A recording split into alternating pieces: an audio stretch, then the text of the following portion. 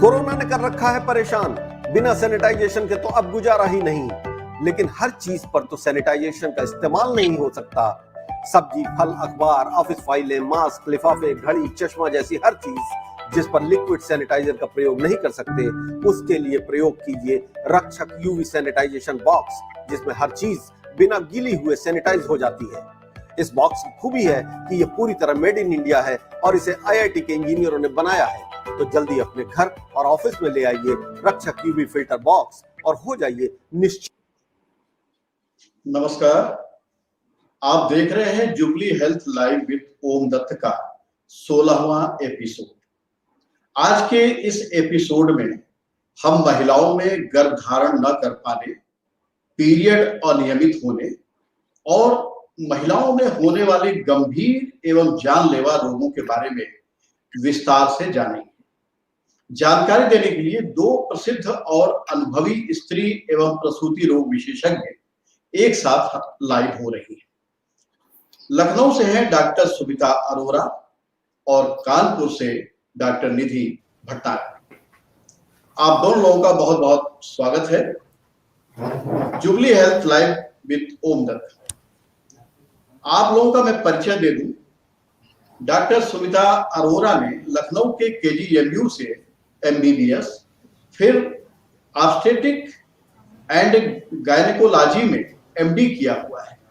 Sir Gangaram hospital new Delhi, Vardhman hospital Muzaffarnagar और SHIMIST Sonipat से basic and advance gynae laparoscopy and hysteroscopy में आपने फेलोशिप ले रखी है। FOGSI से 2004 में आपको बेस्ट पेपर यंग ऑथर का अवार्ड भी मिल चुका है।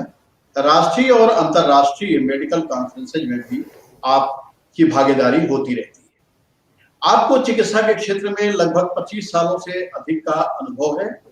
इस समय आप लखनऊ की जानी मानी महिला रोग विशेषज्ञ हैं और लखनऊ में आपका स्वयं का अपना मैटरनिटी एवं लेप्रोस्कोपी सेंटर है। डॉक्टर निधि भटनागर भी लखनऊ के केजीएमयू से पास आउट है और यहीं से ऑब्स्टेट्रिक एंड गायनेकोलॉजी में आपने गोल्ड मेडल के साथ एमडी की डिग्री ली। महिलाओं में high risk pregnancy, cervical cancer screening और इनफर्टिलिटी जैसी गंभीर समस्याओं के उपचार में आपका लंबा और सफल अनुभव है। आप कानपुर में अपने मैटरनिटी एंड लेप्रोस्कोपी सेंटर में चिकित्सा का कार्य कर रही हैं। माहवारी या पीरियड आज एक रहस्यमयी शब्द बना हुआ है और खुलकर बात न कर पाने के कारण महिलाओं की ये सबसे बड़ी स्वास्थ्य समस्या सोशल टैबू बनकर रह गई। तो डॉक्टर निधि भटनागर जी, ये बताइए कि मासिक धर्म यानी पीरियड क्या होता है, इसका चक्र कितने दिन का होता है और क्या ये स्त्रियों के लिए बड़ी परेशानी है या फिर इसे प्रकृति का विशेष उपहार भी कह सकते हैं। नमस्कार ओमदत्त जी। मैं पीरियड्स का जो आपने प्रश्न किया है बहुत अच्छा प्रश्न है कि पीरियड्स क्या चीज़ है और क्या होता है। पीरियड्स एक नेचुरल फिनोमिना है या यूँ कहें कि एक प्राकृतिक प्रक्रिया है जो हमारे बॉडी के संरचन में एक जैसे बच्चा एक बड़ा होता है एक वैसा ही एक पार्ट है कि बच्चे से वो एडल्टहुड में जाता है तो एक एडोलेसेंट फेज में एक चेंज आता है शरीर में, जिसमें जो पीरियड्स के नाम से शुरू होता है, जिसमें 5 से 6 दिन की माहवारी होती है और हर महीने एक चक्र शुरू हो जाता है जिसको मासिक चक्र कहते हैं कि हर महीने एक 5 से 6 दिन का ब्लीडिंग का पीरियड का टाइम आएगा। और अमूमन मासिक चक्र जो होता है ये 28 से 30 दिन का होता है जिसमें 5 से 6 दिन लड़कियों को ब्लीडिंग होती है। तो ये एडोलेसेंट एज में अमूमन 12 से 13 साल की उम्र पे शुरू होता है और ये लगभग 50-52 तक चलता है, जिसको हम रिप्रोडक्टिव एज ग्रुप कहते हैं लेडी का। तो ये हमें तैयार करता है कि हमारी आगे की बॉडी को आगे एक मातृत्व का वो अनुभव करना है या प्रेगनेंसी के लिए हमें तैयार करना है उसको, तो उसकी शुरुआत होती है जिसको हम मासिक चक्र कहते हैं या मासिक धर्म कहते हैं। अब इसको एक समस्या या एक टैबू कह के लड़की अपनी बात नहीं कह पाती है या अपनी प्रॉब्लम नहीं बता पाती है या हम उसको छिपाना चाहते हैं, तो ये एक हमारी रूढ़िवादी सोच के नतीजा है। अदरवाइज ऐसी कोई एक बीमारी नहीं है, ये तो एक नॉर्मल प्रोसेस है जो बॉडी के डेवलपमेंट में होता है। जैसे बच्चा चलना शुरू करता है, ऐसे बच्चा जब आगे बढ़ता है तो एक उसको चेंज होता है शरीर में कि उसको रिप्रोडक्टिव लाइफ के लिए प्रिपेयर होना है जी। तो एक नॉर्मल फिनोमिना है, नेचुरल प्रक्रिया है ये। अच्छा डॉक्टर निधि, ये कोई समस्या है? जी जी जी, हाँ जी डॉक्टर निधि, किशोरावस्था में लड़कियों की शारीरिक, जी जी जी, आपकी आवाज मिल रही है। किशोरावस्था में लड़कियों की शारीरिक संरचना में बदलाव होने लगता है और मासिक शुरू होने से पहले कुछ कॉम्प्लिकेशंस और लक्षण आने की संभावना भी होती होगी। तो ऐसे समय में पेरेंट्स को किन बातों का ख्याल रखना चाहिए?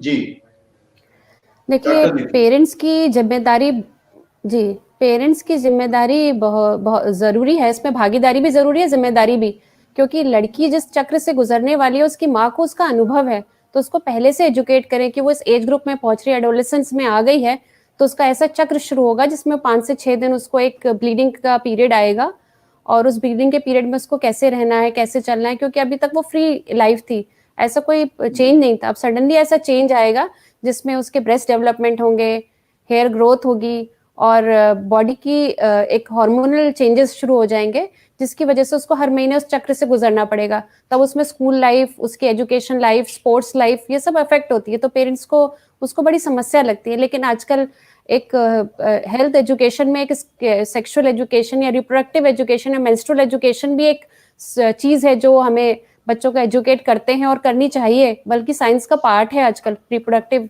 हेल्थ के ऊपर एक चैप्टर ही होता है जिसमें पेरेंट्स भी इस बात को समझते हैं कि लड़कियों को एजुकेशन देनी है और ये देनी चाहिए, ताकि लड़की अपनी प्रॉब्लम समय से बताए, अगर है तो वो उसको बीमारी ना समझे और एक नॉर्मल प्रोसेस को, नेचुरल चीज को समझे। और कोई भी समस्या, अगर कोई भी तकलीफ रहती है, ज्यादा दर्द हो रहा है या कोई तकलीफ है, तो अपने पेरेंट्स को बताएगी, पेरेंट्स उसको समझेंगे। अगर वो नॉर्मल नहीं है तो वो डॉक्टर तक पहुंचेगी ये बात, क्या वो लेके आएंगे बच्चे को। अच्छा डॉक्टर सुमिता अरोरा, डॉक्टर सुमिता, माहवारी होने की न्यूनतम उम्र क्या होती है? 20 साल, 30 साल और 40 साल, इन तीनों उम्र के पड़ाव में कब कब क्या बदलाव आते हैं? तो इसके लिए पहले से स्वास्थ्य को लेकर के किस तरह से महिलाओं को तैयार रहना चाहिए, तो इसके बारे में बताइए। जी, माहवारी शुरू होना यानी कि मासिक धर्म शुरू होने को हम लोग मिनार्क कहते हैं। ये आमूमन देखा गया है कि 13 साल तक में शुरू होता है, 12 से 13 साल में, और समय के साथ इसका भी बदलाव देखते आ रहे हैं हम पिछले कई डेकेड्स में, पिछले कई सालों में। जैसे कि 2005 में वो मिनार्क की एज यानी कि माहवारी शुरू होने की एज 13 years 7 months पे शुरू होता था, तो अब करीब 13 पर आ गया है। हर 10 साल पर 1 महीना नीचे आ जाता है। तो अब हमारी जो बच्चियां हैं वो जल्दी मिनार्क में पहुंच रही हैं, और इसका बहुत कुछ रिलेशनशिप हमारा सोशियो इकोनॉमिक स्ट्रेटा से भी है। इकोनॉमिकली जो स्ट्रॉन्ग है उनमें थोड़ा सा लेट शुरू होता है, जो इकोनॉमिकली बेटर हैं या सोशली फॉरवर्ड हैं उनमें लेट शुरू होता है, जो एक्सेसिव वर्कआउट शुरू करते हैं उनमें थोड़ा लेट शुरू होता है। तो ये भी देखा गया है। अब हर महिला के लाइफ में जो 20 साल, 30 साल और 40 साल जैसे कि आपने पूछा, उसमें जो बदलाव आते हैं, तो सबसे पहले हम 20 साल पे जैसे आपको बताएंगे कि 20 साल की उम्र पे हमारे जो माहवारी है वो थोड़ा रेगुलर होना शुरू होती है। मिनार्क के बाद 2-3 साल तक बहुत इरेगुलर रहती है। 20 इयर्स पर आते आते महिला की जो माहवारी है वो थोड़ी स्टेबल हो जाती है। इस समय पर हमारी बोन मास हमारा बढ़ रहा है, हमारे को कैल्शियम की रिक्वायरमेंट बहुत बढ़ रही है, हमारा जो है फेस का, स्किन का टेक्सचर चेंज होता है। हम लोग वर्क प्रेशर में, गर्ल्स हमारी आती हैं, नई नई नौकरियां शुरू होती हैं, निकलती हैं, वर्क प्रेशर होता है। स्मोकिंग, अल्कोहल से उनको they have to deal with peers, उनके जो हैं स्मोकिंग और अल्कोहल यूज करते हैं, वो उससे उनको बचना होता है। तो इसमें जो है हमें कुछ चीजों का ध्यान रखना है कि हमारे बच्चों की जो कम्युनिकेशन है विथ फ्रेंड्स वो एक अच्छे उसमें रहे, पेरेंट्स उनको सपोर्ट करें, उनकी बात सुने, उनकी डाइट का खास ख्याल दिया जाए, जैसे कि वो अच्छा ग्रीन हेल्दी फूड लें, फ्रूट्स ज़्यादा लें, कैल्शियम की रिक्वायरमेंट उनकी अच्छी होनी चाहिए क्योंकि इस समय उनकी बोन मास इंक्रीज हो रहा है, तो बोन्स को स्ट्रॉन्ग करने के लिए उनको कैल्शियम चाहिए, विटामिन डी चाहिए। एक्सरसाइज की उनको आदत शुरू से ही पेरेंट्स को शुरू करनी चाहिए क्योंकि एक्सरसाइज अगर अभी से शुरू करेंगे तो उनके एक लाइफ में बहुत अच्छी हैबिट बन जाएगी और उनके बोन्स में बदलाव अच्छा आएगा जो कि उनके साथ हमेशा रहने वाला है आगे तक। तो इसी समय पर हमारे बोन्स स्ट्रॉन्ग हो रही हैं। तो इसके बाद हम थोड़ा सा इम्यूनाइजेशन के बारे में भी ध्यान देना है। 20 साल में हमारी जो रूबेला वैक्सीन है वो लग जानी चाहिए, जिसे हम MMR बच्चों में लगाते हैं, मिस हो जाती है तो तब तक वो लग जानी चाहिए। HPV वैक्सीन है सर्वाइकल कैंसर से बचने की, वो भी एडोलेसेंट में लग जानी चाहिए। जब महिला 30 साल में पहुंचती है तो अब उसका रिप्रोडक्टिव एज ग्रुप चल रहा है। उस रिप्रोडक्टिव एज ग्रुप में उसको प्रेगनेंसीज हो सकती है मैरिज के बाद। प्रेगनेंसीज में वो प्लान करे अपनी प्रेगनेंसी। अनवांटेड प्रेगनेंसीज को बचाने की कोशिश के लिए कंट्रासेप्शन की एडवाइस उसको लेनी होगी डॉक्टर से, तो उसको डॉक्टर के पास जाना है, प्लान करना है, कंट्रासेप्शन यूज करना है। अब इस समय पर उसका ब्रेस्ट कैंसर और सर्वाइकल कैंसर का अवेयरनेस भी आ जाना चाहिए। ब्रेस्ट कैंसर से बचने के लिए जो मैमोग्राफी होती है वो भी शुरू हो जानी चाहिए 25-30 साल की उम्र से, और सर्वाइकल कैंसर स्क्रीनिंग भी शुरू हो जानी चाहिए जिसके बारे में आपको और बताया जा सकता है। 40 साल की उम्र में आते आते अब हमारा बोन मास अचीव कर चुके हैं, अब इसके बाद हमारा डिक्लाइन ही होना है। तो अब हमको कैल्शियम डाइट के अलावा अब हमको मेडिसिन फॉर्म में भी कैल्शियम लेना है, विटामिन डी हमें लेना है। अगर हम शुरू में बिजी रहे हैं, हम एक्सरसाइज नहीं करे हैं, तो अब हमको एक्सरसाइज, वॉकिंग, थोड़ा बहुत फ्लोर एक्सरसाइजेस, थोड़ा बहुत इन सब चीजों को शुरू करना है। पेरीमेनोपॉजल एज ग्रुप 40 साल की महिला का शुरू हो जाता है, तो 40 साल की महिला को पेरीमेनोपॉज में पहुंचते पहुंचते तक उसको ये भी आइडिया हो जाना चाहिए कि अब मेरा पीरियड क्यों गड़बड़ हो रहा है, रुक रहा है, तो क्या वो अनवांटेड प्रेगनेंसी के लिए वजह से रुक रहा है या मैं मीनोपॉज की तरफ जा रही हूँ इसलिए रुक रहा है। थोड़ा बहुत अवेयरनेस सर्वाइकल कैंसर का इनमें और ब्रेस्ट कैंसर की फ्रीक्वेंसी चेकिंग की वो बढ़ जानी चाहिए। तो ये धीरे धीरे करके एज ग्रुप्स में हम लोगों को ध्यान देते रहना चाहिए इस बारे में। डॉक्टर निधि, मासिक धर्म के दौरान कई फीमेल्स को दर्द और रक्तस्राव बहुत ज्यादा होता है, तो इसका क्या कारण होता है? कहीं ये ऐसा तो नहीं है किसी खास बीमारी का लक्षण हो, और अगर ऐसा है तो क्या निदान पहले से सोच लेना चाहिए, आपके पास जाके कराना चाहिए? जी, अमूमन जब पीरियड्स होते हैं तो एक साइकिल लड़कियों की 2 पीरियड्स मेनार्की शुरू होने के बाद 2-3 साल में सेट हो जाती है। हमारा हाइपोथैलेमस पिट्यूटरी ओवेरियन एक्सिस जो हार्मोन्स को रेगुलेट करता है वो इमेच्योर से मैच्योर हो जाता है, फिर आपकी साइकिल सेट हो जाती है। अगर इसमें आपके पीरियड्स में फिर भी इरेगुलरिटी रहे कि बहुत दर्द है या बहुत ज़्यादा ब्लीडिंग है या बहुत ज़्यादा लंबे समय तक पीरियड्स आते हैं और या ब्लीडिंग बहुत एक्सेस विद क्लॉट्स होती है, तो आपको फिर इसको डॉक्टर के पास आना है और गायनेकोलॉजिस्ट से अपनी प्रॉब्लम का बताना है। इसके लिए पहले डॉक्टर आपको स्क्रीन करेगी कि आपकी बॉडी में क्या-क्या चेंजेस हो गए, हीमोग्लोबिन कम तो नहीं हो गया है, शुगर कैसी है, आपकी फैमिली हिस्ट्री में आपके थायराइड, शुगर या कोई ऐसी चीज़ें हैं जो बेसिक जांच करते हैं। एक अल्ट्रासाउंड में हम लोग यूट्रस का साइज, ओवेरियन साइज ये सब मेजर करते हैं। तो एक अमूमन कारण निकलते हैं कि यूट्रस में फाइब्रॉइड्स, ओवरीज में सिस्ट या पॉलीसिस्टिक ओवेरियन डिजीज, जिसमें हम लोगों को मल्टीपल ओवेरियन स्मॉल सिस्ट मिलती है ओवरीज में, जिसको हम पर्ल अपीयरेंस, नेकलेस अपीयरेंस भी कहते हैं ओवरीज में। तो कुछ ऐसी बीमारी हमें मिलती हैं और ये फुली ट्रीटेबल हैं, समय पे आते हैं तो इसका इलाज भी संभव है और समय पे डायग्नोज होने से आप फुल्ली रिकवर भी हो सकते हैं और आप अपनी प्रेगनेंसी या जो भी आप लाइफ में प्लान कर रहे हैं आप उसको प्लान तरीके से आगे कैरी आउट कर सकते हैं। तो कई कारण हैं इन सब परेशानियों के, जिसको आप डॉक्टर के पास आके डायग्नोज करा सकते हैं। अच्छा डॉक्टर निधि, ये बताइए कि मासिक धर्म के अनियमित होने या फिर देर से आने की शिकायत भी अक्सर सुनी जाती है। कई महिलाओं में तो कई महीनों के बाद भी ये होता है पीरियड और लंबी अवधि तक चलता है, जैसा कि आप लोगों ने अभी बताया कि 1 हफ्ते का होता है, 8 दिन का होता है, इससे कई समय तक लंबा समय चला जाता है। तो ये कहीं हार्मोनल चेंज का कारण है या फिर किसी बड़े रोग का कारण बन सकता है, ऐसी कोई संभावना होती है क्या? जी, देखिए, रिप्रोडक्टिव एज ग्रुप में अगर पीरियड्स आपके बहुत लंबे समय तक आ रहे हैं या हैवी पीरियड्स हो रहे हैं, तो कॉमनेस्ट प्रॉब्लम तो एबॉर्शन, प्रेगनेंसी रिलेटेड होती है कि प्रेगनेंसी हुई और वो गड़बड़ हो गई और प्रेगनेंसी ग्रोथ नहीं हुई, या आपने कोई दवा ले ली जिसकी वजह से हैवी पीरियड्स हो गए, तो कॉमनेस्ट प्रॉब्लम तो एबॉर्शन है रिप्रोडक्टिव एज ग्रुप में। बट और भी अदर कारण है, क्योंकि स्ट्रेस बहुत है लाइफ में, और वर्किंग लेडीज जो हैं वो बहुत स्ट्रेसफुल है कि घर बाहर सब मैनेज करना है, तो हार्मोनल डिसबैलेंस एक कॉमन प्रॉब्लम है आजकल। और हमारे लाइफस्टाइल भी ऐसा है कि नींद पूरी नहीं होती है, फास्ट फूड ज़्यादा खाते हैं, वॉक एक्सरसाइज के लिए टाइम नहीं है, जंक फूड, टीवी देखते हुए फूड खाना, या यूं कहें कोल्ड ड्रिंक्स ज़्यादा लेना, और जैसे डॉक्टर सुमिता ने कहा कि स्मोकिंग और ड्रिंकिंग भी आजकल हमारे सोसाइटी में काफ़ी प्रेवलेंट हो गई है। तो ये लाइफस्टाइल डिसऑर्डर हो जाता है, जिसकी वजह से हमारे हार्मोन्स गड़बड़ हो जाते हैं। ये किसी भी फॉर्म में मैनिफेस्ट कर सकता है, और हार्मोनल डिसबैलेंस की वजह से पीरियड्स इरेगुलर होना यूजुअली अमूमन एक कॉमन प्रॉब्लम है, और ये एक पॉलिसिस्टिक ओवेरियन डिजीज इसीलिए आजकल बहुत कॉमन प्रेवलेंट है। एडोलसेंट लड़कियों से शुरू हो जाती है, पढ़ाई का स्ट्रेस है, एग्जाम, कॉम्पिटिटिव एग्जाम्स का स्ट्रेस है, तो ये सब प्रॉब्लम्स हैं। और लेडीज में जैसे जैसे उम्र बढ़ती है, हार्मोनल डिसबैलेंस लंबे समय तक रहता है, तो आपको फाइब्रॉइड से गांठ हो सकती है यूट्रस में, एंडोमेट्रियोसिस हो सकती है यूट्रस में, ये लॉन्ग समय तक रहते हैं। हार्मोन्स की गड़बड़ी, प्रोलॉन्ग एस्ट्रोजन एक्सपोजर से ovarian cancer, breast cancer, even cervical cancer, ये सब हैवी पीरियड्स कर सकते हैं।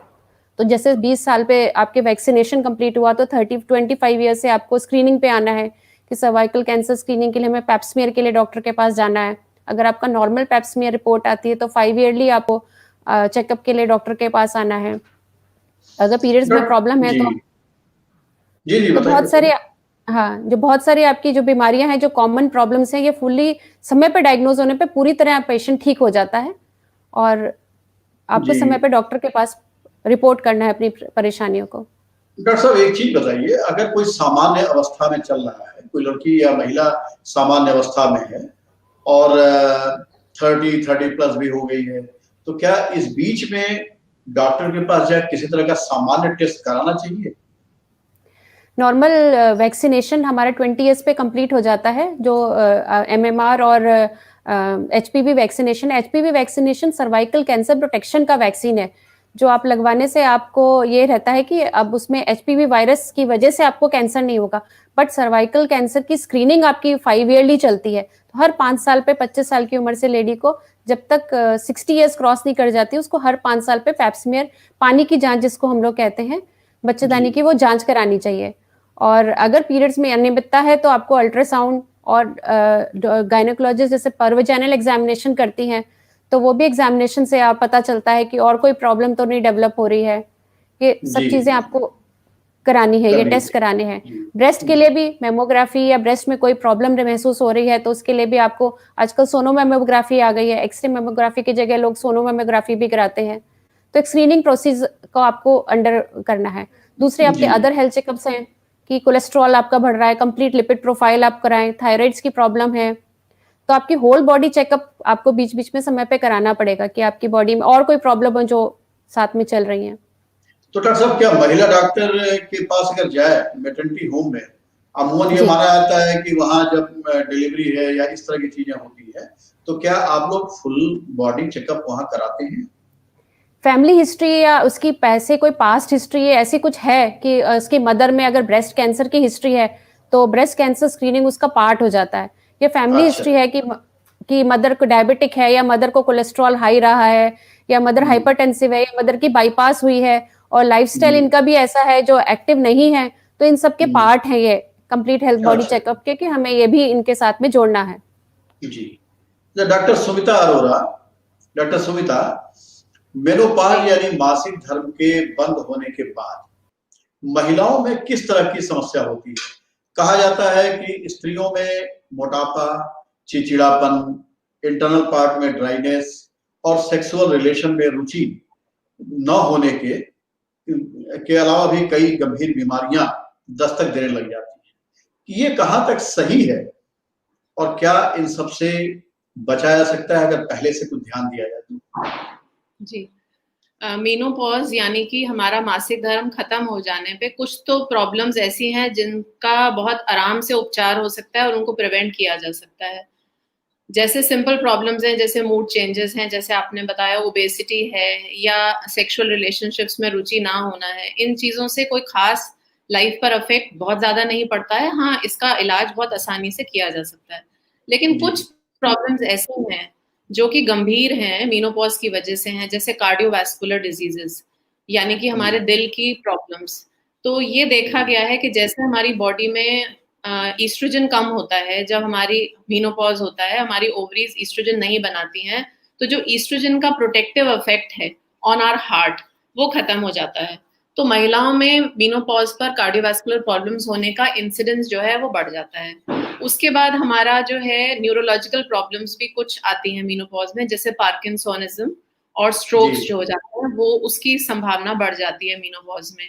ऑस्टियोपोरोसिस, अगर हम लोग अपना कैल्शियम लेकर by the help of medicine या by the help of a good calcium intake in diet, जो हम मिल्क ज्यादा लें, प्रोटीन ज्यादा लें, दही वगैरह का सेवन ज्यादा करें, तो उससे हमारा कैल्शियम अगर हम पूरा नहीं रखते हैं तो हमारी महिलाओं में एज पर आने पर फ्रैक्चर्स हो जाते हैं, उनकी बोन्स बहुत नाजुक हो जाती हैं, ब्रिटल हो जाती हैं। तो जरा सा बाथरूम में आप स्लिप हुए और आपको एक हिप फ्रैक्चर हो गया और फिर वो बेड रिडन सिचुएशन आ गई। तो इन सब चीजों से बचना बहुत जरूरी है। इसके अलावा हमारा लिपिड प्रोफाइल, जैसे डॉक्टर निधि ने बताया, लिपिड प्रोफाइल डिरेंजमेंट, इन सब चीजों का चेकअप होना चाहिए। इसका भी मेनोपॉज में इंसिडेंस बढ़ जाता है, क्योंकि फिर वही है, ईस्ट्रोजन जो हमारा एक बहुत अच्छा प्रोटेक्टिव हार्मोन हमें भगवान ने दिया है, वो कम हो जाता है मेनोपॉज से पहुंच के। उसके बाद फिर हम लोगों को एंडोमेट्रियल कैंसर, यानी कि गर्भाशय का कैंसर, और गर्भाशय के मुंह यानी कि सर्विक्स का कैंसर यानी सर्वाइकल कैंसर का इंसिडेंस बढ़ता है। तो एंडोमेट्रियल कैंसर जो है 50 से ऊपर की एज ग्रुप की महिलाओं में 70 to 80% आफ्टर 50 होता है। और सर्वाइकल कैंसर भी ऐसे ही देखा गया है कि 30-35 साल के बाद इंसिडेंस बढ़ता है। 35 से 44 साल तक सर्वाइकल कैंसर का इंसिडेंस मैक्सिमम होता है। इसके अलावा डायबिटीज, हाइपरटेंशन, सीओपीडी और पेप्टिक अल्सर भी है, जो कि मेनोपॉज में होता है। तो इन सब चीजों जी एक सवाल यहाँ पे ये कि अभी जैसे डॉक्टर निधि ने बताया था कि इसका वैक्सीनेशन होता है सर्वाइकल कैंसर या इसका, तो ये किस एज तक, मान लीजिए किसी ने नहीं लगवाया, 30 साल नहीं लगवाया, 40 साल नहीं लगवाया, तो क्या तब भी लगाया जा सकता है इसको? इसके बारे में आपको अच्छे से बताती हूँ। एचपीवी वैक्सीन है, वो cervical cancer 80% cervical cancer HPV vaccine से बच सकता है, क्योंकि वो एचपीवी वायरस की वजह से होता है। तो इसका वैक्सीनेशन आइडियली तो 9 साल से ऊपर की बच्चियों में कराते हैं। हम लोग बहुत अवेयरनेस प्रोग्राम्स करते रहते हैं, जिसमें हम मदर्स को, पीडियाट्रिशियंस बताती हैं, मदर्स को हम भी बताते हैं जो हमारे पास आती हैं, कि अपनी बच्ची को 9 साल से ऊपर जैसे ही पहुंचे वैसे ही वैक्सीनेट कराएं। 9 साल से 20 साल यानी कि पहले सेक्सुअल इंटरकोर्स से पहले। मैरिज पे होता है, लेकिन आजकल के जमाने में जो कॉलेज गोइंग है उनको भी सेक्सुअल इंटरकोर्स से वो भी एक्सपोज हो जाते हैं। तो कहा यह जाता है कि 9 साल से लेके 15 साल तक आप कर दें। अगर 13 साल तक महिला अपनी बच्ची को लेकर आती है तो 2 वैक्सीन लगाई जाती है, उसमें फायदा होता है। 3 कीजिए, 2 वैक्सीन में फायदा हो जाता है, 2 शॉट्स दिए जाते हैं। और अगर वो 13 साल से बाद में आती है, 13 साल से ऊपर आती है, तो 3 डोजेस लगते हैं। इससे हमारा सर्वाइकल कैंसर और वार्ड्स भी प्रोटेक्ट हो जाते हैं, जो एचपीवी की वजह से होते हैं। लेकिन अब आपका सवाल ये है कि अगर कोई महिला लेट आई, कि वो अपने लिए पूछ रही है कि वो अब लगवा सकती है कि नहीं, तो मेरा कहना ये है कि अगर वो इस समय भी लगवाती है, तो अगर उसकी बॉडी में कोई एचपीवी वैक्सीन का स्ट्रेन से उसको इन्फेक्शन नहीं हुआ है, तो वो अगर प्रोफाइलैक्टिक वैक्सीन लगा लेगी तो उन स्ट्रेन से, उन एचपीवी के स्ट्रेन से उसको और इन्फेक्शन नहीं मिलेगा, नया इन्फेक्शन नहीं आएगा। लेकिन जो ऑलरेडी उसको सेक्सुअल इंटरकोर्स पे मिल चुके हैं हस्बैंड के साथ रहने पर या पार्टनर के साथ रहने पर, तो उनसे तो वो एक्सपोज ऑलरेडी हो गई है। तो ये ट्रीटमेंट नहीं है, ये प्रोफाइलैक्सिस है। और आपको बहुत अच्छा फायदा तब होता है जब आप फर्स्ट इंटरकोर्स से पहले लगवा लेते हैं। लेकिन अगर आप बाद में भी लगवाते हैं, 40 तक भी लगवाते हैं, तो भी उसमें कोई नुकसान नहीं है, आप कवर कर सकते हैं, उतना फायदा आपको नहीं मिलेगा। जी अच्छा डॉक्टर साहब, एक सवाल और, 40 से 50 साल, 45 से 50 साल के बाद अक्सर देखा है कि महिलाओं में ज्वाइंट पेन की समस्या बहुत होती है, तो क्या ये भी मेनोपॉज से जुड़ा हुआ सवाल हो सकता है क्या? जी बिल्कुल। अगर हम देखिए, लेडीज की जिंदगी में दो गर्भधारण यानी प्रेगनेंसीज तो होती हैं। किसी लोअर सोशियो इकोनॉमिक स्ट्रेटा में, विलेजेस में प्रेगनेंसीज का कोई लिमिट नहीं है, 3, 4, 5 पहले के टाइम में भी आज भी मिलते हैं। तो एक लेडी ने अगर बच्चे को 9 महीने तक अपने अंदर से कैल्शियम दिया है, और न्यूट्रिशनल स्टेटस तो हमें पता ही है हमारी विमेन का कितना पुअर है, उनका ध्यान अपना ध्यान ही नहीं रखती है, तो जब वो अपना कैल्शियम नहीं ले रही हैं तो उन्हीं की बोन्स में से निकल के बच्चे की बोन्स बनेंगी तो है ही बोन्स, तो कहाँ से कैल्शियम मिलेगा। उन्होंने बोन्स से अपनी कैल्शियम दिया बच्चे को अंदर रखकर 9 महीना, उसके बाद वो 1.5 साल 2 साल कभी कभी 3 साढ़े 3 साल भी लैक्टेशन पीरियड चलता है, उतना वो कैल्शियम दे रही हैं दूध में, खुद नहीं ले रही हैं, ठीक है। तो अब उनकी बोन्स हो जाती हैं वीक, साथ में एज के साथ पहुंचते पहुंचते जब उनकी कैल्शियम बोन्स में कम है, जॉइंट्स एक्सेसिव वेट की वजह से, एक्सेसिव प्रेगनेंसीज को कैरी करने की वजह से और अपना ध्यान ना रखने की वजह से जॉइंट पेन्स की प्रॉब्लम, आर्थराइटिस की प्रॉब्लम बहुत ज्यादा कॉमनली देखी जाती है। तो इसीलिए मीनोपॉज में आते आते हमारे जोड़ भी जवाब देना शुरू कर देते हैं अगर हम अपनी लाइफ में कैल्शियम का ध्यान लेने का ना रखें, वेट पे कंट्रोल ना रखें। डॉक्टर सुमिता, आज के समय में शादी के बाद चाहत होने और जांच में सब कुछ ठीक होने पर भी समय से गर्भ धारण न करने की एक समस्या अब लगभग प्रचलित हो गई है और काफी परेशानी का ये कारण है। तो इसके क्या कारण हो सकते हैं और इसके उपचार का क्या तरीका है? जी, शादी के बाद गर्भ धारण ना होने की जो प्रॉब्लम है उसको हम इनेबिलिटी टू कंसीव, यानी कि साल भर तक भी नहीं हुआ तो हम उसको इनफर्टिलिटी नाम देते हैं। तो इनफर्टिलिटी के बहुत सारे कॉजेज होते हैं। सबसे पहले जब पेशेंट आता है तो हम एक बेसिक हार्मोनल प्रोफाइल कराते हैं अपना पेशेंट का, विमेन का, और उनके हस्बैंड का सीमेन एनालिसिस कराते हैं। तो देखा गया है कि सीमेन में कोई प्रॉब्लम है हस्बैंड की तो उसकी वजह से हो सकता है। अगर विमेन हस्बैंड में कोई प्रॉब्लम नहीं है तो लेडीज के ओव्यूलेशन में प्रॉब्लम हो सकती है, जैसे कि डॉक्टर निधि ने अभी बताया कि ovulation problem, polycystic ovarian disease बहुत ही कॉमन सी चीज है।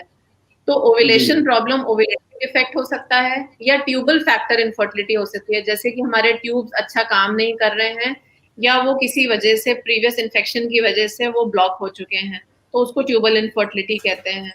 और इसके बाद हमारे एंडोमेट्रियल कॉजेज होते हैं, जो हमारी बच्चेदानी के अंदर की लाइनिंग है वो अच्छी नहीं है, कोई पहले हमारा मिसकैरेज हुआ है या कोई हमारा इंस्ट्रूमेंटेशन हुआ है जिस वजह से हमारे अंदर की लाइनिंग अच्छी नहीं है या अंदर की लाइनिंग अफेक्ट हो गई है, तो इसको हम लोग जो है एंडोमेट्रियल फैक्टर ऑफ इनफर्टिलिटी कहते हैं।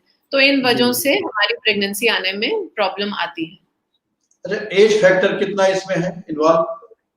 एज फैक्टर हो सकता है? जी, एज फैक्टर आज के जमाने में ज्यादा इम्पोर्टेंट इसलिए हो गया है क्योंकि हम लोग अब जब हमारे बच्चे होते हैं तो हम लोग काफी लेट अपना चाइल्ड बेयरिंग शुरू करते हैं। हम लोग अपने प्रोफेशन में इतना ज्यादा घुसे होते हैं शुरू से कि पहले तो लेट मैरिज होनी है, लेट मैरिज होने के बाद अब हमें प्रेगनेंसी प्लान नहीं करनी है क्योंकि अब हमें प्रोफेशनली ज्यादा सक्सेसफुल होना है, थोड़ा स्टेबल हो जाएंगे तब हमें करना है। बहुत सारी महिलाएं आती हैं, अनवांटेड प्रेगनेंसी हो जाती है एंड वो बच्चे नए नए शादी के बाद आके हम लोगों से रिक्वेस्ट करते हैं कि we don't want this pregnancy, हमें ये प्रेगनेंसी नहीं चाहिए। तो हम यही समझाते हैं कि दिस फर्स्ट जो चाइल्ड बेयरिंग है, या तो आप जल्दी प्लान मत करो, 25 साल की उम्र से 30 साल की उम्र में पहली प्रेगनेंसी हो जानी चाहिए और 30 साल से 35 साल की उम्र में दूसरी प्रेगनेंसी हो जानी चाहिए। तो ऐसा कुछ नहीं है कि आप अगर प्रेग्नेंट हो गए तो आपको किसी की हेल्प नहीं मिलेगी, आप अपना बिजी रहने के अलावा भी प्रेगनेंसी शुरू कर सकते हैं। एक बार फैमिली शुरू हो जाती है तो फिर आने वाली प्रॉब्लम्स कम हो जाती हैं। जी डॉक्टर निधि, फर्टाइल पीरियड क्या होता है? क्या इस पीरियड में फिजिकल इंटीमेसी बढ़ाने से गर्भ धारण करने में फायदा मिलता है? फर्टाइल पीरियड एक बेसिकली एक कैलेंडर टाइप की चीज है जिसको हम ओवुलेटरी कैलकुलेटर भी कहते हैं कि किस समय हमारा अंडा रेडी है और रप्चर होके बाहर आता है, जिस समय प्रेगनेंसी के चांस सबसे ज्यादा होता है। तो एक उन लेडीज में प्रेडिक्ट करना आसान है जिनकी साइकिल रेगुलर है, 28 से 30 दिन की है, तो हम ये कैलकुलेट कर लेते हैं कि 14th डे हमारा अंडा रेडी होके रप्चर होके बाहर आएगा। तो हम लोग डे 10 से लेके और डे 15 तक उसको फर्टाइल पीरियड कहते हैं, जिसमें साथ में रहने के साथ प्रेगनेंसी का चांस मैक्सिमम होता है।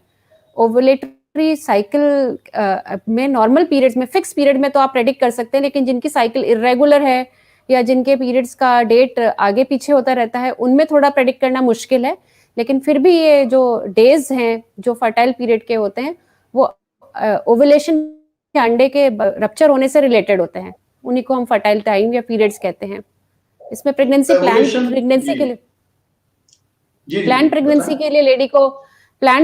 के लिए लेडीज को ये चीजें समझने से वो अच्छे से प्लान कर सकती है कि वो किस साइकिल में प्रेगनेंसी अच्छे से अचीव कर सकती है। उससे पहले वो प्लान कर सकती है कि वो विटामिन, फोलिक एसिड ऐसी दवाएं ले जिससे उसका हेल्दी प्रेगनेंसी हो और प्रेगनेंसी में कोई डिफेक्ट ना हो, अबॉर्शंस ना हो, वो लाइफ में स्ट्रेस कम करके ये सब प्लान कर सकती है। बेसिकली प्रेगनेंसी हेल्प कर। जी डॉक्टर साहब, एक सवाल बीच में आ गया है, चंद्रभूषण यादव का एक सवाल है, किसी को मेनोपॉज हुए 2 वर्ष बीत चुका हो तो क्या दवाओं के द्वारा उसका मासिक धर्म पुनः शुरू हो सकता है जिससे महिला गर्भ धारण कर सके?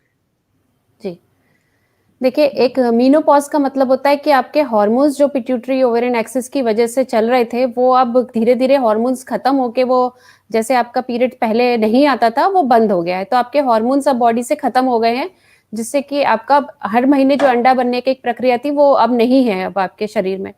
तो यूजुअली ये तभी होता है जब आपके अंडे डिप्लीट हो जाते हैं, और तो हम लोग उसके लिए एक जांच कराते हैं, AMH एंटी मुलरियल हार्मोन, जो हमें इंडिकेट करती है कि बॉडी में अब आपके ओवुलेशन करने के लिए कोई अंडे कितने हैं, कितने हो सकते हैं। अगर ओवुलेशन के लिए आपका AMH लेवल नॉर्मल उसमें है, नॉर्मली 3 साढ़े 3 के आसपास रहता है, तो अगर ये इस रेंज में है तब तो आप कुछ ऐसी दवाएं ट्रीटमेंट करें जिससे प्रेगनेंसी या जो भी आप पीरियड्स चाहते हैं उनको हम रिज्यूम कराने की बात करें। अदरवाइज मीनोपॉज के बाद तो अब आपका IVF ही बचता है कि आपके अपने अंडे खत्म हो गए हैं, आप कहीं से बाहर से ओवम डोनेशन लें किसी से, और फिर आपको IVF के तरह यूट्रस को प्रिपेयर किया जाए और वो फिर टेस्ट ट्यूब में प्रेगनेंसी हो, और फिर वो मतलब वो बायोलॉजिकली आपका हाँ वो अलग प्रक्रिया है। डॉक्टर सुमिता मेरे से ज्यादा अच्छा बताएंगे आपको। और तो वो ये प्रक्रिया लोग अंडरगो कर सकते हैं। अच्छा डॉक्टर साहब, ये बताइए, जल्दी गर्भ धारण करने के लिए वजन का संतुलन भी बड़ा मायने रखता है। अक्सर कहा जाता है कि अगर किसी का वेट ज्यादा है तो गर्भ धारण जल्दी नहीं होता है, लेकिन अब ये देखा जा रहा है कि जिनका वजन बहुत कम है उनमें भी ये समस्या आ रही है, तो क्या ये कारण है वजन का संतुलन? दूसरी बात ये है कि इस तरह की महिलाओं को किस तरह का सेवन करना चाहिए, किन किन चीजों का, जिससे कि वो सशक्त बन सके इसके लिए? जी देखिए, हेल्दी लाइफस्टाइल और आपका आइडियल बॉडी वेट और बैलेंस डाइट, ये जीवन के एक स्टेप हैं जो लड़कियों को आपके मिनार्की के समय ही सिखा देने चाहिए कि आपकी बैलेंस डाइट होनी चाहिए और आपको आइडियल वेट मेंटेन करना है। एक BMI जैसी चीजें, जैसे लेडी हमारे पास विजिट करती है इनफर्टिलिटी के लिए, तो सबसे पहले हम BMI देखते हैं, उसका बॉडी मास इंडेक्स देखते हैं कि आपके हाइट के हिसाब से आपका वेट का रेशो क्या है। तो नॉर्मल हम लोग BMI मानते हैं कि 20 से 25 के बीच में अगर है आपका, तो वो आइडियल बॉडी वेट है।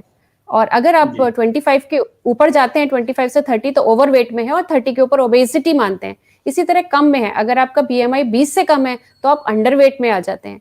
जब भी आप अंडरवेट या ओवरवेट या ओबीस में जाते हैं, यूजुअली हार्मोनल डिसबैलेंस मिलता ही है। इसमें पेशेंट को कोई ना कोई हार्मोन्स की गड़बड़ी होगी, थायराइड्स की प्रॉब्लम होगी, आपके LH-FSH का रेशो गड़बड़ होगा, और आपकी अगर ओबेसिटी है तो सीडेंटरी लाइफस्टाइल, ये सारी चीजें आपकी डिसबैलेंस को और बढ़ाएंगी। इसी तरह अंडरवेट भी प्रॉब्लम है। अंडरवेट पेशेंट की भूख नहीं लगना, एनीमिया, या आपकी बहुत स्ट्रेसफुल लाइफ है, आपकी नींद पूरी नहीं होती है, तो ये भी एक बहुत बड़े कारण है जो आपके हार्मोन्स को गड़बड़ करेंगे। इसमें भी प्रेगनेंसी बहुत मुश्किल से आती है। तो ये सब चीजें करेक्ट करने के साथ आइडियल उसमें पहुंचने से बहुत रिलैक्स मिलता है, और बहुत सारे लोगों को बहुत इजीली प्रेगनेंसी कंसीव हो जाती है। सिर्फ आपको काउंसलिंग करनी होती है कि ये प्रॉब्लम है और इसको आप सही करिए। अच्छा डॉक्टर साहब, ये बताइए, कोविड का पीरियड चल रहा है, क्या आपके सामने कुछ ऐसे भी पेशेंट आ रहे हैं जिनके अंदर तनाव के कारण, चिंता के कारण कुछ इस तरह के बदलाव हुए हैं? जी देखिए, कोविड के लिए एक बहुत अच्छी स्टडी है कि कोविड उन लोगों में ज़्यादा देखा जाता है जिनमें हार्मोन्स की गड़बड़ी ज़्यादा है, विटामिन्स की कमी जो है, स्पेशली विटामिन D3 एक बहुत बड़ी रिसर्च है कि विटामिन D3 की कमी की वजह से कोविड इन्फेक्शन उन लोगों में ज़्यादा देखे जा रहे हैं। तो ये हमारे, और दूसरी चीज़ है कि आप पहले आपका लाइफस्टाइल दूसरा था, आप सुबह बाहर निकलते थे, टहलते थे, आप लोगों से मिलते थे। अब लाइफस्टाइल बिल्कुल बदल गया, आप कमरे में ही रहते हैं, बाहर मिलने से डर लगता है। तो आप एक स्मॉल एरिया में कन्फाइंड हैं, जिसकी वजह से आपकी स्ट्रेस बढ़ जाती है, और हो सकता है बहुत सारे लोगों को जॉब का लॉस भी हुआ है, मॉनेटरी लॉस भी हुआ है, फाइनेंशियल दिक्कतों का भी सामना करना पड़ रहा है। ये सब एड ऑन करती हैं। अब उसमें आप फैमिली वे में प्लान कर रहे हैं तो ऑब्वियसली एक फाइनेंशियल प्रॉब्लम है, और उसमें अगर आपको कोई बीमारी है तो वो एड ऑन करती है। जी जी जी। कोविड ऐसी चीज है जी। डॉक्टर सुमिता, एक सवाल आ रहा है पूनम श्रीवास्तव का। उनका ये कहना है कि जरा एक बार सवाल दिखाएं कि यूटीआई से क्या प्रेगनेंसी में दिक्कत होती है? जी, यूटीआई से प्रेगनेंसी में, यूटीआई मतलब कि यूरिनरी ट्रैक्ट इन्फेक्शन, तो कहीं पर भी अगर इन्फेक्शन है तो this can be one cause, एक वजह हो सकती है बहुत ही कि हमें प्रेगनेंसी आने में दिक्कत हो सकती है। और दूसरा, अगर आ जाती है तो प्री टर्म डिलीवरी या अबॉर्शंस भी कभी कभी देखे गए हैं। जब हमें कोई कॉज नहीं मिलता है तो हमें लगता यही है कि यूटीआई की वजह से, क्योंकि बॉडी में इन्फ्लेमेशन चल रहा है, इन्फेक्शन चल रहा है, प्रोस्टाग्लैंडिन सिक्रीट हो रहे हैं, तो उसकी वजह से भी हमारा प्रेगनेंसी कंसेप्शन में प्रॉब्लम, और साथ ही में अबॉर्शंस की प्रॉब्लम और प्री टर्म डिलीवरी की भी प्रॉब्लम हो सकती है। अभी हम लोग इस पे आगे बात करेंगे। तो इसका भी जी, अभी हम लोग इस विषय पर अभी आगे आते हैं। एक क्या है एंडोमेट्रियोसिस, इसका प्रजनन क्षमता पे कितना असर होता है और क्या इसका उपचार किया जा सकता है पूरी तरह से? जी, एंडोमेट्रियोसिस एक परेशानी होती है जो हमारी आजकल इंसिडेंस उसका कुछ बढ़ा हुआ देखने में मिलता है।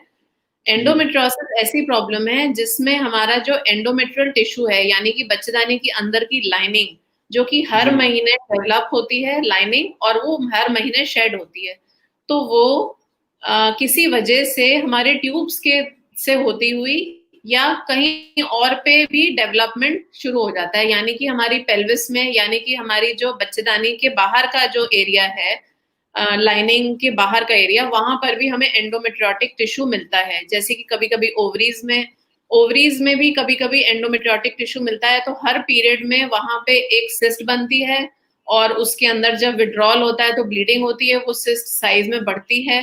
तो महिला को परेशानी ये होती है कि हर पीरियड से पहले हेवीनेस होगी, और पीरियड के समय पर उसको बहुत ज्यादा पेन होगा, और अगले महीने फिर वही प्रॉब्लम। जिसको ज्यादा सिवियर है वो पूरा महीना ही उसको दर्द होता है, जिनको शुरुआती है तो उनमें वो पीरियड से पहले प्रॉब्लम ज्यादा होती है, पीरियड के दिनों में होती है, और उसके बाद सबसाइड कर जाती है।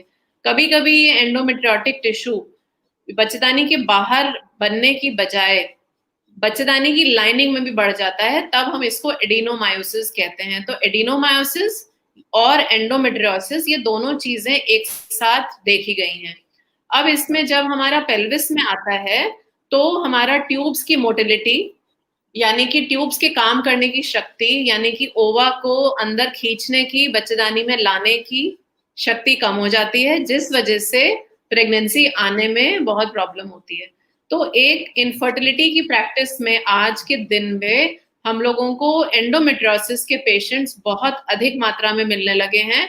और इसमें सबसे परेशानी की बात यह है कि अगर आपने इसका जल्दी इलाज ले लिया तब तो ये बहुत इजीली मैनेज हो जाती है विद द हेल्प ऑफ कुछ मेडिसिन और कुछ हेल्प इन प्रेगनेंसी कंसेप्शन। लेकिन अगर हमने शुरू में इसका इलाज नहीं लिया, यानी कि हमने शुरू में इसके लिए कुछ और दवाइयां, देसी इलाज शुरू कर दिया, या उसको टालने की कोशिश करी, या पेन किलर से सबसाइड करने की कोशिश करी, तो ये प्रॉब्लम बढ़ती जाती है, और इसकी वजह से बड़ी बड़ी एंडोमेट्रियोटिक सिस्ट बन जाती हैं, जिसको कि बाद में फिर सर्जिकली मैनेज करना और मरीज को एक गर्भ धारण करवाना हमारे लिए बहुत ही चैलेंजिंग हो जाता है। तो इसीलिए इसका जल्दी ट्रीटमेंट अगर हो जाए तो हम लोग बहुत आसानी से इसको मैनेज कर पाते हैं बिना परेशानी के। डॉक्टर साहब, मिसकैरेज की भी समस्या बड़ी प्रबल होती जा रही है, तो इसके लिए क्या उपाय पहले से कर लिया जाए कि ऐसी संभावना ही ना रहे? जी, मिस कैरेज यानी कि प्रेगनेंसी खत्म हो जाना बहुत ही अर्ली टाइम में। तो मिस कैरेज यानी कि प्रेगनेंसी लॉस अर्ली या थोड़ा बहुत लेट, इसके बहुत सारे कॉजेज होते हैं, जैसे कि कुछ इसमें फीटल कॉजेज होते हैं यानी कि बच्चे से रिलेटेड कॉजेज हैं, कुछ मैटरनल कॉजेज हैं यानी कि महिला से रिलेटेड कॉजेज हैं, और कुछ एंडोमेट्रियल यानी कि उस जगह पे जहाँ पे ये बच्चा पनपता है उसके कॉजेज हैं। तो मैटरनल कॉजेज हम लोग अपने अंदर पहले देख सकते हैं। अगर पेशेंट हमारे पास आती है, अवेयर है, तो वो प्रेगनेंसी से पहले ही आती है, चाहे उसको कोई भी अबॉर्शन नहीं हुआ हो। महिला आजकल इतनी जागरूक हो गई हैं, इतना जमाना जागरूक हो गया है कि वो आज के जमाने में हमसे आके पहले पूछता है कि मेरी मैरिज हुई है एंड नाउ मेरे को प्रेगनेंसी चाहिए। तो हम लोग कुछ बेसिक टेस्ट कर लेते हैं, जैसे कि मैटरनल कॉजेज को रूल आउट कर लेते हैं। मैटरनल मतलब कि मदर में ब्लड प्रेशर, मदर में मदर में डायबिटीज, मदर में थायराइड, मदर में कोई और इन्फेक्शन जैसे कि रुबेला वगैरह। अगर एंटीबॉडीज नहीं बनी तो हम उसको पहले से वैक्सीनेट कर दें, जिससे कि जब हम प्रेगनेंसी करें 2-3 महीने बाद तो प्रेगनेंसी में प्रॉब्लम ना आए। हम उसको फॉलिक एसिड पे डाल दें, हम एक उसका बेसलाइन स्कैन कर लें और हम उसको मल्टीविटामिन दे दें, कुछ हेल्दी लाइफस्टाइल की टेक्निक्स बता दें, तो मैटरनल कॉजेज हमारे ऐसे रूल आउट हो जाते हैं। उसके बाद फीटल कॉजेज के लिए तो हमको एक बार अगर आपका लॉस हुआ है तो फिर हमको माँ और फादर में और मदर में दोनों में क्रोमोसोमल एनालिसिस करके देखना पड़ता है। तो वो 1 या 2 लॉसेस के बाद हम लोग देखते हैं। और जो मैंने आपको बेड के कॉजेज यानी एंडोमेट्रियम के कॉजेज बताए, उसमें हम लोगों को अल्ट्रासाउंड पे लाइनिंग वगैरह देखकर अल्ट्रासाउंड की अगर अच्छी दिखती है तो फिर हम लोगों को ये आइडिया लग जाता है कि इसमें वो वाले प्रॉब्लम्स नहीं आएंगी, पेशेंट में हार्मोन्स भी अच्छे हैं, तो वो कंसेप्शन के बाद मिसकैरेज की यानी कि गर्भधारण खत्म होने की प्रॉब्लम नहीं आएगी।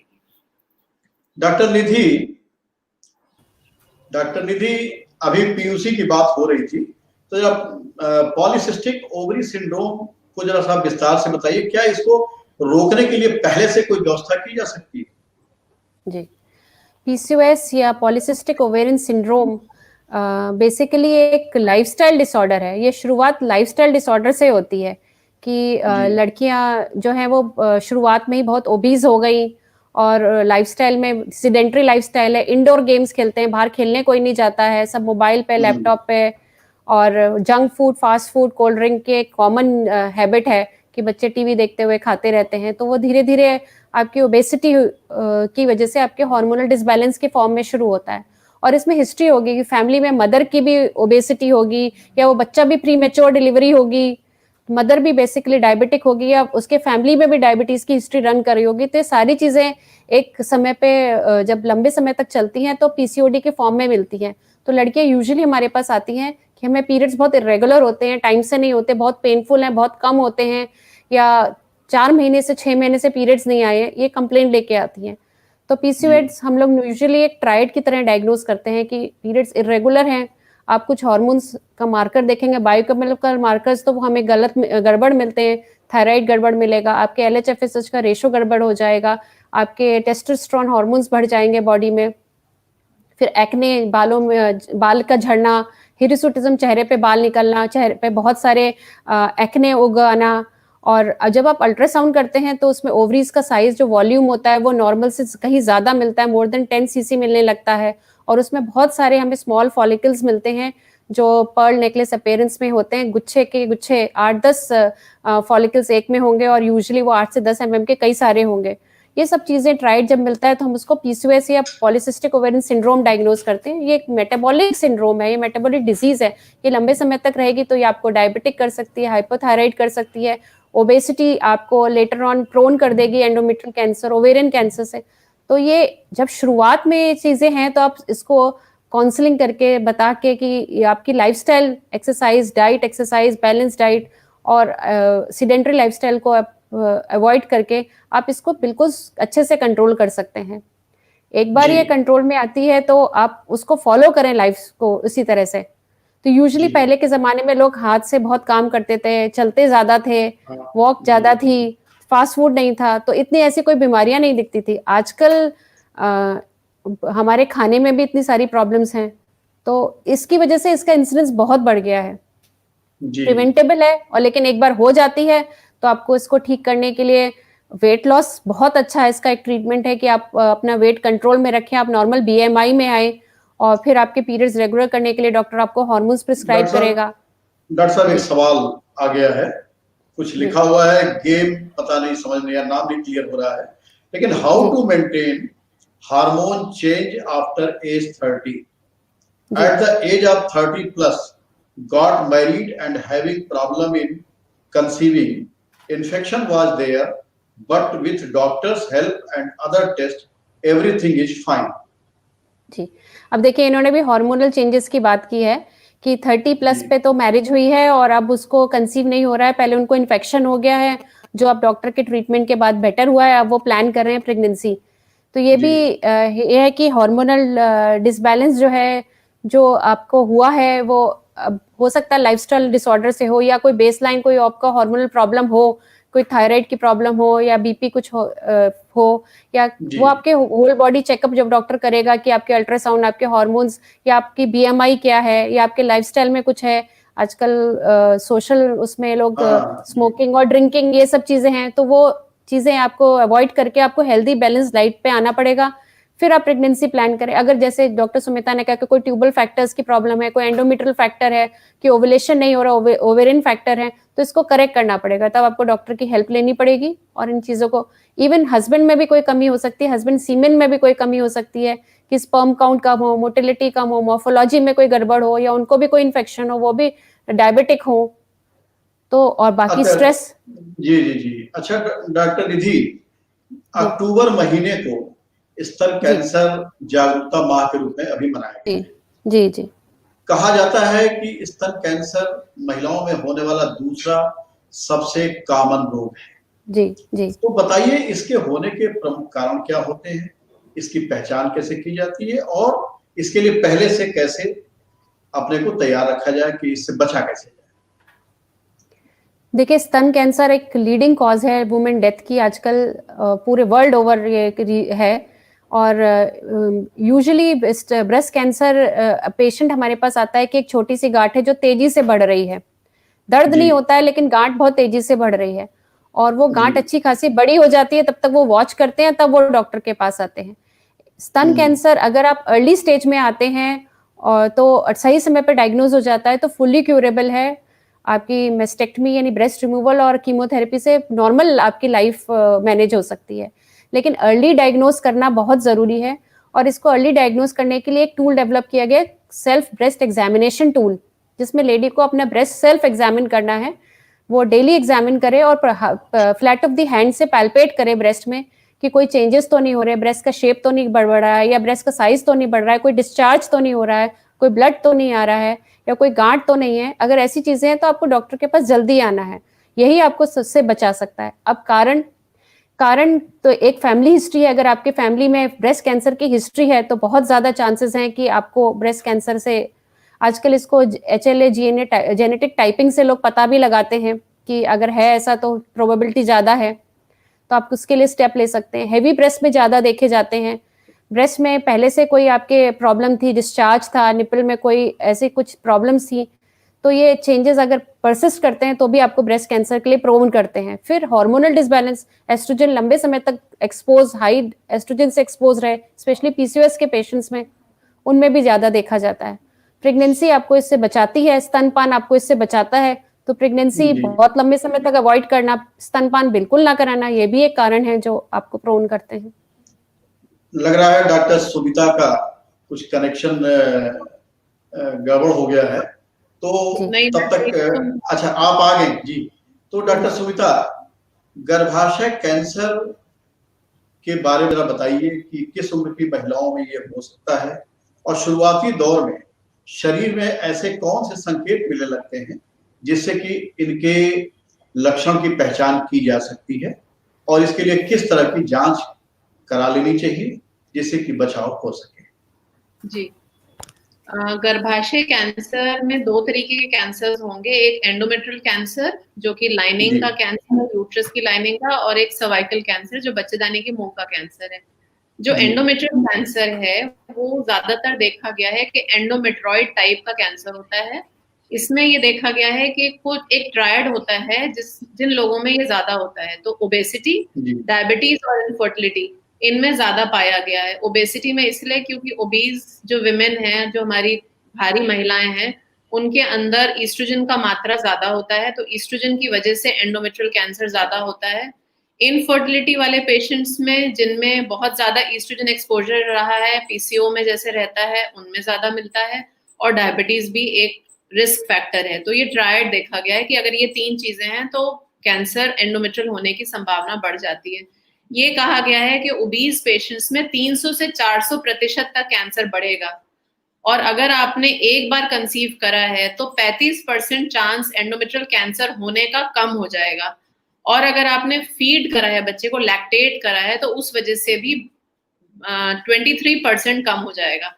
तो इसीलिए इसका एसोसिएशन के ये वाले कॉजेज बहुत रेलेवेंट हैं। दूसरा, ये 50 साल से ज्यादा उम्र की महिलाओं में देखा जाता है एंडोमेट्रियल कैंसर। इससे बचने के लिए वही चीजें हैं। पता कैसे लगेगा? अगर हमको हमारी मासिक धर्म हमारा डिस्टर्ब है, बीच बीच में भी पीरियड आ रहा है, हेवी आ रहा है, तो हमको अपने डॉक्टर के पास जाके सलाह लेनी चाहिए। अगर ऐसा कोई महिला आती है तो हम उनका एक नॉर्मल अपने अल्ट्रासाउंड में, अपने ओपीडी में ही सिंपल एक ट्रांसविजाइनल सोनोग्राफी करते हैं, जिससे उसके अंदर की लाइनिंग की थिकनेस पीरियड के बाद कितनी है पता लग जाती है। अगर पीरियड के बाद 4 mm से ज्यादा है, 6 mm से ज्यादा है, तो एक रिस्क फैक्टर आता है कि लाइनिंग थोड़ी थिक है, तो फिर हम उसको एक एंडोमेट्रियल सैंपलिंग, जो कि बायोप्सी, सिंपल बायोप्सी है, उसको एडवाइस करते हैं और वो चीज पकड़ में आ जाती है। अब इसमें जेनेटिक भी देखा गया है। कुछ लोगों को ये हेरिडिटरी होता है, जैसे लिंच सिंड्रोम जिसे कहते हैं। तो एंडोमेट्रियल कैंसर का सबसे ज्यादा आसानी से पकड़ने का तरीका है, अगर आपको गर्भाशय से ब्लीडिंग ज्यादा हो रही है, अनियमित रक्तस्राव हो रहा है, तो आप जाके डॉक्टर से चेक कराएं तो मिल सकता है। दूसरा कैंसर है सर्वाइकल कैंसर। सर्वाइकल कैंसर का सबसे ज्यादा age group common is 35 to 44 years। 20 साल से पहले इसको होना रेयर होता है। अगर हम इसमें वेजाइनल स्पॉटिंग, फिर से वही चीज है, स्पॉटिंग होएगी, कंटैक्ट के बाद, सेक्सुअल कंटैक्ट के बाद थोड़ी बहुत पोस्ट क्वार्टल ब्लीडिंग की प्रॉब्लम हो सकती है, तो हमें सचेत हो जाना चाहिए और हमें मिल लेना चाहिए डॉक्टर से जाके अपने। एक सिंपल पैप्समियर, जैसा कि अभी डिस्कस हम कर चुके हैं, एक सिंपल पैप्समियर एचपीवी स्क्रीनिंग अगर हम 5 ईयरली करा लेते हैं, तो हम इस कैंसर को बनने से 10 से 20 साल पहले पकड़ लेते हैं, क्योंकि इसमें प्री कैंसर स्टेजेस बहुत लंबे समय तक चलती हैं, और यही एक कैंसर है। सबसे अच्छी बात यह है कि यही एक कैंसर है जिसमें वैक्सीनेशन अवेलेबल है, जैसा कि मैंने बताया एचपीवी वैक्सीन, जो कि 80% कवर कर लेता है, सर्वाइकल कैंसर नहीं होने देता है। तो अर्ली डिटेक्शन भी पॉसिबल है अगर हम जाएं डॉक्टर के पास, और इससे प्रिवेंशन भी अवेलेबल है एचपीवी वैक्सीन। डॉक्टर साहब, ये बताइए, सर्वाइकल कैंसर की बात आप कह रही हैं, तो सर्वाइकल अमूमन लोग समझते हैं कि यहाँ कहते हैं सर्वाइकल हो गया है, तो थोड़ा सा इसको डिफरेंशिएट कर दीजिए। सर्विक्स जो होता है वो बच्चेदानी का मुंह होता है, जो हमारी बच्चेदानी होती है, जो बच्चेदानी का मुंह होता है उसको भी सर्वाइकल कहते हैं। सर्वाइकल जनरली से लोग बाग समझते हैं, लेकिन गायनेकोलॉजिस्ट और महिला की भाषा में सर्विक्स यानी कि गर्भाशय का मुंह, इसे कहते हैं। अच्छा डॉक्टर निधि, यूरिनरी ट्रैक्ट इन्फेक्शन जिसका एक सवाल भी आया था, तो यूटीआई महिलाओं में होने वाला आम रोग है, तो जरा इसके बारे में विस्तार से बताइए, कैसे फैल जाता है, इसके रोकने के लिए क्या करना चाहिए? Urinary tract infection reproductive life में यूजुअली एक कॉमन प्रॉब्लम है, और ये सेक्सुअल इंटरकोर्स के बाद ज्यादा देखा गया है। उन लोगों में ज्यादा देखा जाता है जिनके मल्टीपल सेक्सुअल पार्टनर्स हैं, और बाकी स्ट्रेसफुल लाइफ में आप अपना ध्यान नहीं रखते हैं, पानी कम पीना, कोल्ड ड्रिंक्स ज़्यादा लेना, कैल्शियम डेफिशिएंसी, इन सब की वजह से आपको स्टोन भी डेवलप हो सकते हैं। फिर मेंस्ट्रुअल हाइजीन एक चीज़ है, पर्सनल हाइजीन एक चीज़ है कि आप अपनी सफाई, अपने अंडरगारमेंट साफ करें, और कॉमन टॉयलेट यूज़ करना। आप वर्किंग है तो आप 8 से 10 घंटे कहीं काम कर रहे हैं, तो आप कॉमन टॉयलेट यूज़ कर रहे हैं, वहाँ पे भी सफाई प्रॉपर नहीं है, तो ये कॉमन चीज़ें हैं जो इन्फेक्शन हो जाते हैं। और चूंकि यूरिन की जगह और बच्चेदानी की जगह लेडीज में पास में है, तो इन्फेक्शन ज़्यादा प्रोन है कि उनमें ज़्यादा हो जाए। तो इसलिए लेडीज में ज्यादा देखा जाता है कि यूरिनरी ट्रैक्ट इन्फेक्शन ज्यादा होता है। और इसलिए ये भी कहा जाता है कि वेस्टर्न स्टाइल का लैट्रिन इसलिए नुकसानदेह भी है। जी, ये भी एक चर्चा आप आती जब है। इंडियन टॉयलेट यूज करते हैं तो आपका कोई बॉडी पार्ट कहीं से टच नहीं करता है, और जब आप वेस्टर्न पे करते हैं तो आप टच करते हैं तो कहीं इन्फेक्शन आपको ज्यादा लगने के चांसेस होते हैं। बट आजकल वेस्टर्न लोग इसलिए यूज करते हैं कि लोगों को जॉइंट पेन्स होते हैं, घुटने मोड़ने में बैठने में दिक्कत होती है, बट फिजियोलॉजिकली इंडियन टॉयलेट्स हमेशा ज्यादा बेटर हैं और कॉन्स्टिपेशन से ज्यादा आपको बचाते हैं, इन्फेक्शन से ज्यादा बचाते हैं। बट हम लोग सब वेस्टर्न चीजों को कॉपी करते हैं, फॉलो करते हैं, तो उसी के शिकार हैं। जी, डॉक्टर सुमिता, भारत में लगभग 60% महिलाएं ऐसी हैं जिनमें एनीमिया की शिकायत होती है। तो एनीमिया से महिलाओं के स्वास्थ्य पर क्या खास असर होता है और इसे कैसे पहचान कर ली जाए? सामान्यतः महिलाओं में हीमोग्लोबिन का परसेंटेज कितना होना चाहिए, जरा संक्षेप में बताइए। जी। अनीमिया यानी कि हमारा हीमोग्लोबिन कितना है हमारे शरीर में, हमारे में ब्लड के अंदर जो ऑक्सीजन कैरिंग कैपेसिटी है वो हमारा हीमोग्लोबिन है। अगर हमारा हीमोग्लोबिन अच्छा नहीं होगा तो जो हम खा रहे हैं वो हमारे ब्लड से दूसरी जगहों पे नहीं पहुंच पाएगा, तो उससे हमारे हर सेल अफेक्ट होता है, हमारे बॉडी का हर सेल, ब्रेन से लेके नेल से लेके हेयर से लेके स्किन से लेके हार्ट, किडनी, आईज, सब कुछ। तो अगर हम अपनी एफिशिएंसी को पूरा रखना चाहते हैं तो हमारा हीमोग्लोबिन बहुत अच्छा होना चाहिए। कई महिलाएं आती हैं, हस्बैंड उनको लेकर आते हैं, उनको सामने हमारे आके बैठती हैं तो हमको ये लगता है कि इसने आज तक किसी ने इसका हीमोग्लोबिन का टेस्ट नहीं कराया, एकदम पेल लुकिंग, सफेद, गोरा नहीं, सफेद, पेल। तो वो चीज अगर हमारी बॉडी में कम है तो हमारा हर ऑर्गन अफेक्टेड है और हमारी जो एफिशिएंसी है वो वैसे ही 50% है। तो हमारे को अपनी बॉडी की कैपेसिटी को बढ़ाने के लिए, 100% रखने के लिए हमारा हीमोग्लोबिन कम से कम 10 से 11 तो कम से कम होना चाहिए। अमेरिकन स्टैंडर्ड्स के हिसाब से 12 से कम को कहते हैं, लेकिन हमारे हिंदुस्तानी स्टैंडर्ड्स के हिसाब से 10 से अगर कम है तो हमें बिल्कुल अनीमिक है हम लोग। इसको हम माइल्ड, मॉडरेट और सिवियर अनीमिया में भी क्लासिफाई करते हैं। अगर हमारा 10 से कम है तो हम अनीमिक हैं।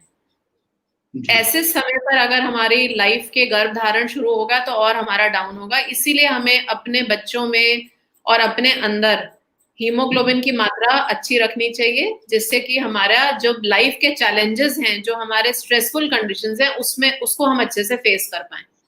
डॉक्टर साहब ये बताइए, विटामिन डेफिशिएंसी से महिलाओं में, जैसे भी आपने विटामिन डी का जिक्र किया और अभी आप ये भी बता ही रही हैं, तो अक्सर एक चीज और देखी जाती है कि डेफिशिएंसी से बचने के लिए महिलाएं विटामिन डी हुआ, विटामिन डी या फिर कैल्शियम, आयरन का लंबे समय तक सेवन करने लग जाती है बिना आपकी राय लिए। तो क्या ऐसा तो नहीं कि इनसे स्वास्थ्य बेहतर बनने के बदले कहीं कुछ खराब हो रहा हो? नहीं, हीमोग्लोबिन अगर आपका अच्छा है तो आपको, अगर आप आयरन और ले रहे हैं तो आपको गैस्ट्राइटिस वगैरह पता लगने लग जाएगा। ये कहा जाता है कि रिप्रोडक्टिव लाइफ में आपको अगर प्रेग्नेंट हैं तो कम से कम 100 दिन आपको आयरन खाने हैं, कम से कम। अगर आपको पीरियड्स के दिनों में अगर आप एक आयरन की टैबलेट हर पीरियड के दिन में महीने में 5 या 6 दिन आप ले लें तो आपको उससे मिलता रहेगा।